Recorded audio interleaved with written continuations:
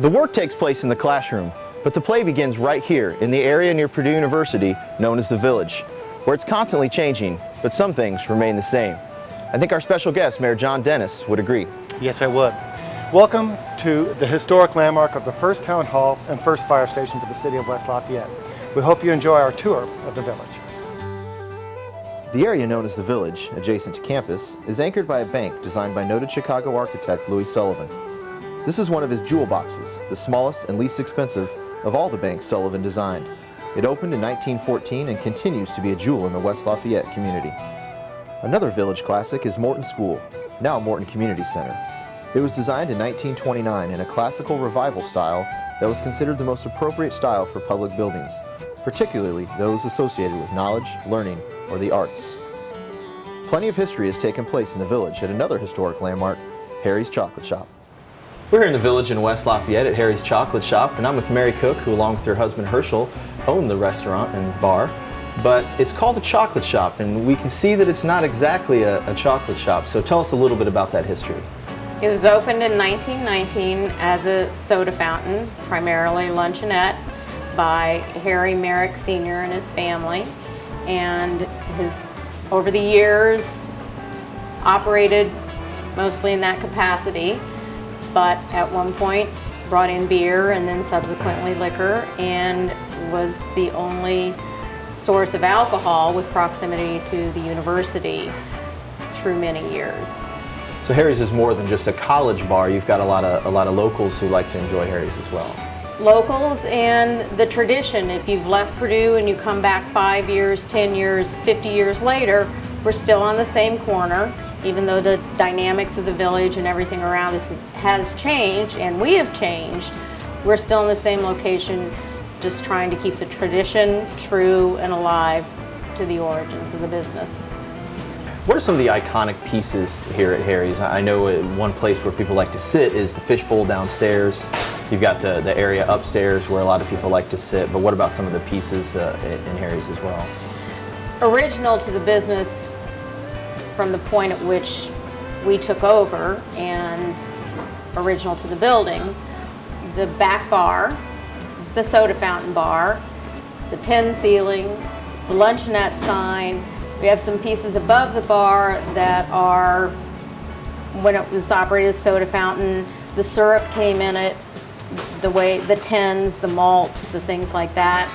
The fishbowl is something that was created after my husband Herschel and I took the reins, and we took over the property next door, and it became kind of a gathering place to see and be seen, because you were in the front window without people coming and going except for the street watching you. What's it been like to be the owner of such a popular and historic place?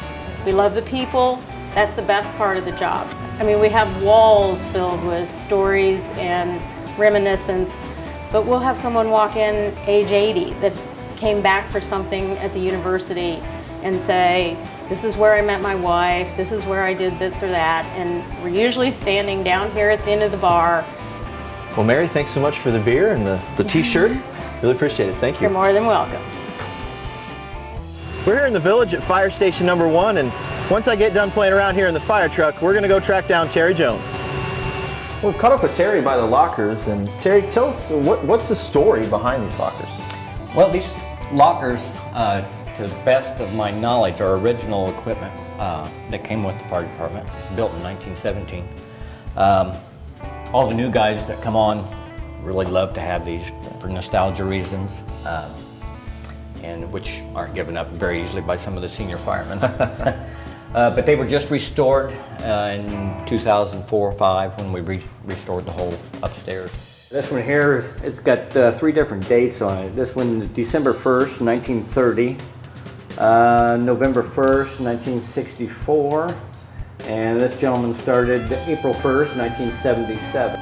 The fire station hasn't always been just a fire station. When it first started, it was more than that, and this is one of those rooms that wasn't part of the fire station originally. It was part of something else, right? That's correct, yes. This was the entrance to the courtroom, which was held right up in here in half of this room.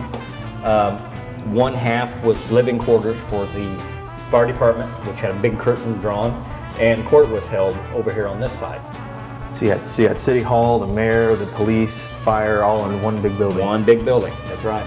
What about the window treatments? What are some of the things that the fire department's done? A few years ago, when all the firemen got together and remodeled, they stripped every bit of oak, dismantled all this, and added a few novelties to it. I'm sure it's a pretty popular place with the firefighters. What can you tell us about the kitchen and what you've done here? Well, the kitchen has been increased by size about threefold.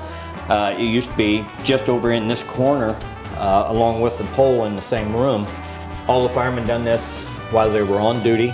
So who gets stuck doing most of the cooking? Is it the young guys or? Sometimes young guys if they're good enough. If they're good enough. Well, Terry, I gotta admit, it's always been a childhood dream of mine to go down a fire pole, and what do you think the chances are I could do that? Well, as long as you're careful, I think you can handle that task.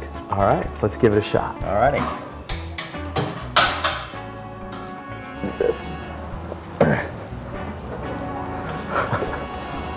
Terry, thanks a lot for the tour of Fire Station Number 1 and the opportunity to go down the fire pole. We really appreciate your time. My pleasure. I enjoyed giving tours. Great. Thanks again, Terry. Thank you.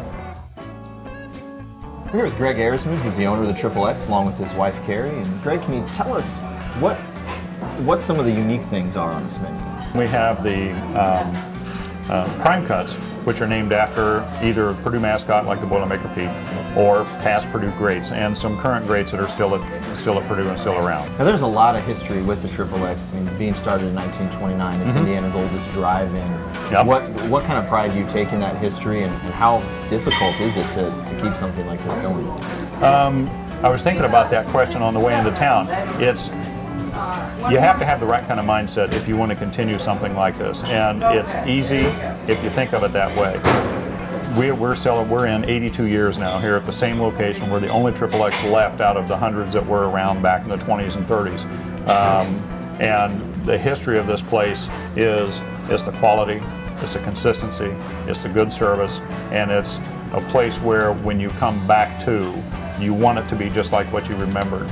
It's a landmark. I mean, people look for this. You know, they want to come back to it. You always want to go back to your roots and see what has changed or what hasn't changed. And our biggest compliment is someone who has been gone for 40 or 50 years come back and they take a bite of the sandwich or a drink of the root beer and they go, boy, that's just like I remembered. That's the greatest compliment I could ever have. And this is the original spot, and it's also the original part of the original building. Part of the original structure, that's right. Here's one of our namesake sandwiches, if you want to get a little close up. That's a Dwayne Purvis with peanut butter. We spoke to you about that a little bit earlier. I'll have to dig into some of this. Yeah, you'll have to give that a try. But this is the only Triple X left, still utilizing some of the structure, but it's also the only one left in the original spot, period.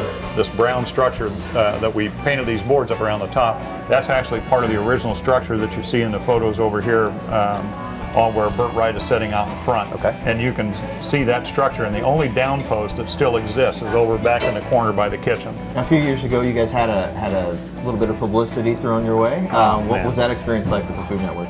That was, I can't even begin to tell you what that did for us. That was the single most greatest thing business-wise that has happened here, bar none. And it went from a line for maybe a couple, 3 hours to now a line that's 8 to 10 hours on event weekends. And it's pretty fantastic. I mean, you cannot get any better exposure than something like that. Well, we'd love for you to show us around the restaurant and see what you guys have here. Not a problem. Before that, I'm going to do my best guy impression You better and take a dive bite into out that of this burger. and see how that works. It might be a little drippy on the peanut butter, so, you know.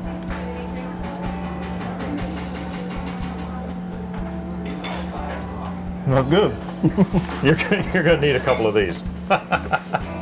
This is my dad cutting meat upstairs, and people say, gee, you really do it that way? On occasion, we've actually taken them up and shown them exactly what we do, and they're completely blown away by it. So we have those guys. This is a shot of ours with Guy Fieri. This was a great honor, Milestone Award 75th anniversary. When we say that we bought my wife and I, Carrie and I bought the brand a couple of years ago, people look at this picture and it's just like, oh wow, when do you get down there to bottle? It's just like, we bought a file cabinet with a whole lot of paperwork, but we don't actually own a bottling plant. You know, dream someday, yeah, but you know, right now, not yet, but we'll get there. This is the meat and potatoes of the program here. Very small grills. We wish we had a little more room. We're still trying to figure out how to get more stuff going in here. But our cooks coming back through here bring food out of this place like you would not believe. I mean, it still amazes me to this day, the level of talent and dedication these guys have and what they do to make all this work real well. So it's pretty fantastic. Well, that's a wrap for the Village. For Tour de West Lafayette, I'm Stephen Smith. Now it's time for some Harry's hospitality. Enjoy. Thank you, Mary. You're welcome. A small window that looked west to the rocky ledge above the sea, and just below the horizon and beneath the splintered tree, I placed my head upon his breast. I looked the other way, I waved goodbye 100 times from the small window that looked west.